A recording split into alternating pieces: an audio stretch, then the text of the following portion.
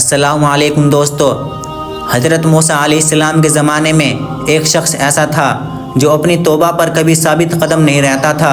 جب بھی وہ توبہ کرتا اسے توڑ دیتا، یہاں تک کہ اسے اس حال میں 20 سال گزر گئے۔ اللہ تعالیٰ نے حضرت موسیٰ علیہ السلام کی طرف وحی نازل فرمائی کہ میرے اس بندے سے کہہ دو کہ میں تجھ سے سخت ناراض ہوں۔ جب حضرت موسیٰ علیہ السلام نے اس آدمی کو اللہ کا پیغام دیا تو بہت غمگین ہوا اور جنگلوں کی طرف نکل گیا۔ وہاں جا کر بارگاہ رب العزت میں عرض کی، اے رب ذوالجلال، تیری رحمت کم ہو گئی یا میرے گناہوں نے تجھے دکھ دیا؟ تیری بخشش کے خزانے ختم ہو گئے یا بندوں پر تیری نگاہ کرم نہیں رہی؟ تیرے عفو و درگزر سے کون سا گناہ بڑا ہے؟ تو کریم ہے، میں بخیل ہوں۔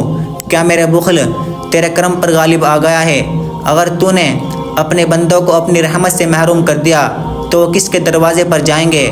اگر تو نے دھتکار دیا تو کہاں جائیں گے؟ اے رب قادر و قہار، اگر تیری بخشش کم ہوگی اور میرے لیے عذاب ہی رہ گیا ہے تو تمام گناہ گاروں کا عذاب مجھے ہی دے دے، میں ان پر اپنی جان قربان کرتا ہوں۔ اللہ تعالیٰ نے حضرت موسیٰ علیہ السلام سے فرمایا، جاؤ اور میرے بندے سے کہہ دو کہ تو نے میرے کمال قدرت اور عفو و درگزر کی حقیقت کو سمجھ لیا ہے۔